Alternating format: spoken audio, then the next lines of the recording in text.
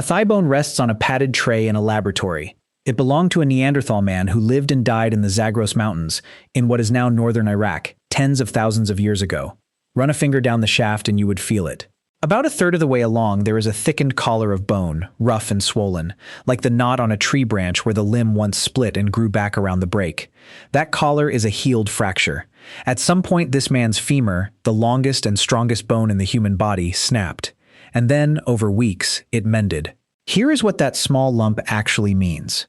A broken femur does not let you walk. It does not let you stand upright, carry water, or move away from anything that decides it wants to eat you. For the two ends of that bone to fuse back into one, this man had to stay more or less still for the better part of 2 months. So the interesting question is not the one people usually ask. It was never really how did ancient humans fix a broken bone, because in the most literal sense, they did not fix it at all. The body fixes itself. The real question is, what had to be true about the people around him for him to still be breathing by the time it healed? If this is already landing, subscribe and let us know in the comments where in the world you're watching from. Start with the part that feels like it should be complicated and is not. Bone is not a dry, dead scaffold that sits inside you like the poles of a tent. It is living tissue threaded with blood vessels and nerves, dissolving and rebuilding itself throughout your entire life. When a bone breaks, it does not wait for a doctor to tell it what to do next. A sequence begins on its own, the same sequence in every human who has ever lived. In the first hours, blood floods the gap between the broken ends and clots into a soft mass. Over the following days, that clot is invaded by cells that lay down a rubbery bridge of cartilage, joining the two pieces loosely, the way wet clay joins two halves of a pot before it is fired. Across the next few weeks, that soft bridge hardens as the body swaps the cartilage out for new, rough bone, a lumpy natural weld called a callus. Then, over months and sometimes years, the body reshapes that clumsy weld back into clean, dense bone, dissolving the excess and reinforcing the lines where weight actually travels. None of that requires knowledge. A modern surgeon with titanium plates in a sterile operating theater cannot make a bone heal 1 day faster than a person lying on a hide in a cave 40,000 years ago. The healing is automatic. What the surgeon can do, and the only thing any splint or cast has ever done, is hold the two ends still and lined up while the body does the actual work. That single fact reshapes the whole topic. Fixing a broken bone in the deep past was almost never about medical skill. It came down to two things that had nothing to do with cleverness: keeping the bone straight and keeping the person alive long enough for biology to finish. Take the first of those, keeping the bone straight, because it turns out to be the thread that lets archaeologists read an ancient injury like a page. Remember that a bone will heal no matter what. If the broken ends are lined up, it heals into something close to its original shape. If they are left crooked, offset, or overlapping, it heals exactly like that, locked into the wrong position. Bone does not know it is supposed to be straight. It simply cements whatever arrangement it is left in. This is why a healed fracture tells you so much. When researchers pull a bone from the ground and find a break that mended straight, with the shaft still aligned and the limb still close to its original length, that alignment did not happen by luck. A broken thigh bone left alone tends to collapse and shorten, because the big muscles of the leg drag the two ends past each other, so the limb heals an inch or more too short and visibly bent. When it heals long and straight instead, someone almost certainly pulled that leg back out to length and held it there while it set. The clinical word for a badly set break is malunion, which is just a formal way of saying the bone knitted, but in the wrong shape. And across the human record you find both. You find limbs that healed, twisted, and short, the mark of an injury nobody could treat. And you find others that healed clean, the telltale signature of a pair of hands that knew, or worked out, that the leg had to be straightened before the body sealed the mistake in place. Now hold that thought against the hardest injury of all, the broken femur, because it is where alignment stops being a medical problem and becomes a social one. Straightening a thigh bone is only the first hour. The weeks that follow are the real test. A person with a healing femur cannot put weight on that leg for a month or more without the mending bone bowing or snapping again. In a small group that survives by moving, following game and water, and the turn of the seasons, a member who cannot walk is a real crisis. Somebody has to carry them or stay behind with them.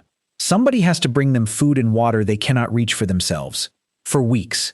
Sometimes while the group itself goes hungry. This is why anthropologists treat a healed serious fracture as one of the oldest pieces of evidence we have for something like compassion. Not because the bone proves anyone felt tenderness, but because the plain logistics demand it. A body that survived weeks of helplessness in a mobile foraging world is a body that someone chose not to abandon. The clearest example is the man from that Zagros cave in the opening. He is known as Shanidar I, a Neanderthal who died somewhere around his 40s or 50s, which was old for his kind. His skeleton is a catalog of survived damage.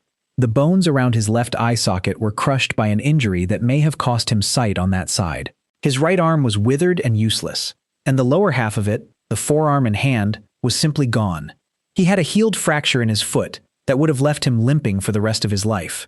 A man in that condition, half-blind and one-armed, did not feed and defend himself alone across the years those injuries took to scar over. He lived that long because a group absorbed the weight he could not carry.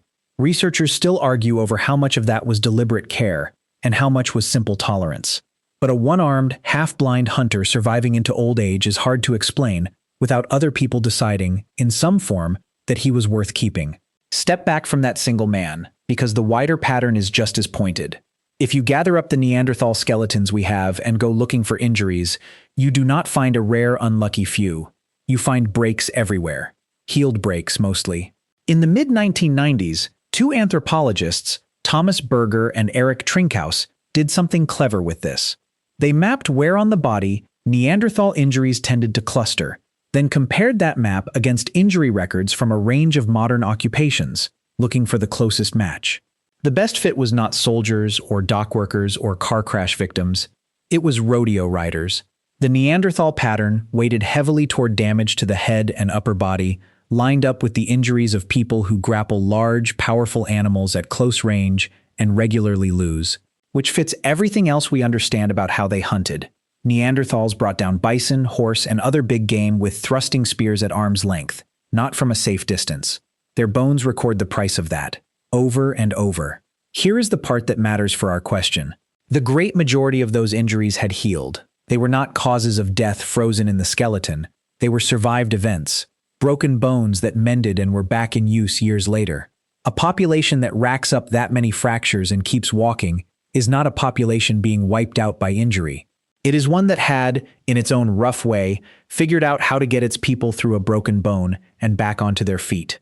Survival was not the exception, it was closer to the rule. If this video is giving you something to think about, subscribe and turn on notifications. It helps us keep making content like this. Everything so far rests on inference. Aligned bones, survived injuries, the logistics of who carried whom. All of it points toward care. But a skeleton that healed straight does not, by itself, prove anyone did anything on purpose. So the fair question is whether we have anything harder than inference.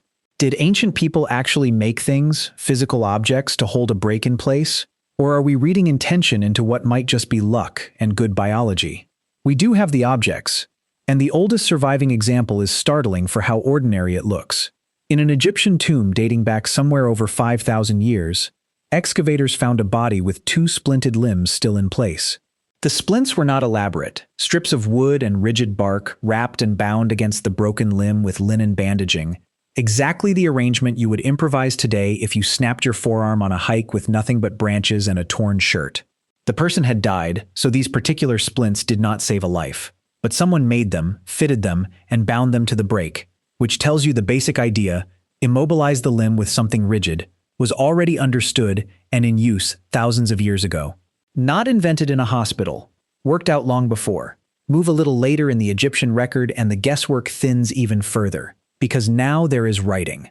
There is a document called the Edwin Smith Papyrus, a copy made around 3,600 years ago, of a text that is older still. It is not a book of spells or charms, which is what people expect from Egyptian medicine. It is a cool, methodical surgical manual, and it walks through injury after injury with the detachment of a working practitioner. It describes fractures. It distinguishes a clean break from a break where the skin is torn open, which matters enormously, because an open fracture invites the infection that a closed one does not. It recommends immobilizing broken bones. For some injuries, it recommends nothing at all, and says so plainly, marking certain cases as an ailment not to be treated. That last detail is the one worth pausing on. A healer who writes down which patients not to bother treating is a healer keeping track of what actually worked and what did not. That is the beginning of medicine behaving like medicine, learning from its own results instead of just hoping. What the papyrus records in writing, cultures all over the world arrived at on their own, without any writing at all. This is the part that tells you it was not a lucky one-off.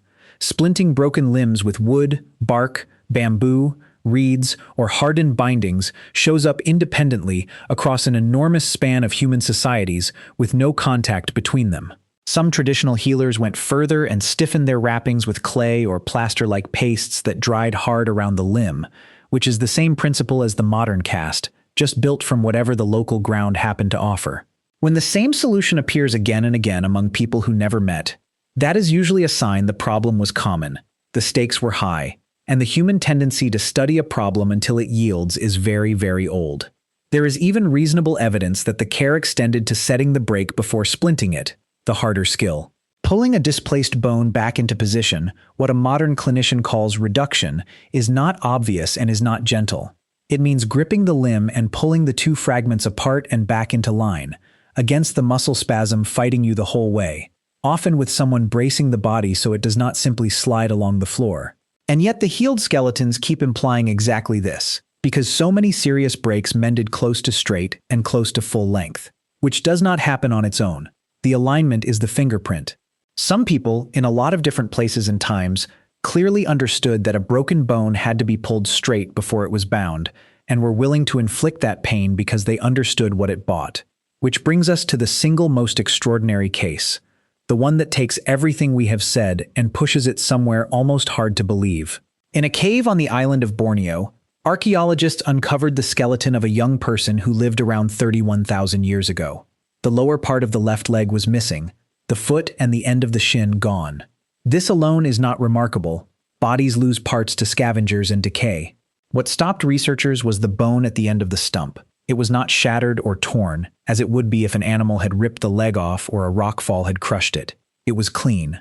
The bone had been cut, and then, crucially, the stump had healed. New bone had grown and remodeled over the cut end, smooth and sealed. Growth like that takes years. Read what that requires. Someone amputated this child's lower leg, deliberately, with a stone tool, tens of thousands of years before farming, before writing, before metal of any kind, and the child lived. Which means whoever did it cut in a way that did not cause fatal blood loss, managed the wound through the days afterward when infection would have been the likeliest killer, and then a community carried and fed and protected a one-legged child through the years it took that stump to fully heal, across the same mountainous, mobile, dangerous life we have been describing all along. A single surgery is impressive. A single surgery followed by years of sustained aftercare, in the Deep Stone Age, rewrites what that period is even allowed to contain. This was not people fumbling in the dark. This was knowledge, nerve, and a group that had decided, in advance, to keep a person who could not keep themselves. So here is where all of it lands, and it turns the opening question inside out. The thing people picture when they imagine ancient medicine, the clever technique, the secret remedy, the wise healer with the right trick, was never really the point. The body already held the entire technique. Bone heals itself, and it heals just as well for a forager on a hide as for a patient under bright lights, provided one condition is met. That condition was never medical, it was social. Every healed break in the human record is really a record of the same two things stacked together. A body that could rebuild itself, which every human body could do and still does. And a group that bought that body the time it needed. Weeks of shelter, food carried to someone who could not hunt, a leg held straight against the screaming, a stump watched through the fevered nights. The femur that opened this video did not heal because anyone was smart. It healed because for 2 months, someone did not leave. Read that way, a mended bone stops being a medical curiosity at all. It becomes one of the oldest and plainest fossils of human decency we will ever dig up. The moment our ancestors looked at someone who had become pure burden, who could give nothing back for weeks, and decided to feed them anyway. Go back one last time to that lump of overgrown bone on the laboratory tray, the swollen collar around a Neanderthal's ancient break. On its own, it is a healed fracture, a footnote in a catalog of remains. But you know now what it took to make it. Not a technique, a decision, made by people whose names are gone, to carry someone who could not walk. The bone is only the part that survived. The choice it records, quiet and deliberate and made over and over across tens of thousands of years, is the thing that actually built us. Thank you for watching. More videos are on your screen now, and if you haven't already, subscribe. We'll see you in the next one.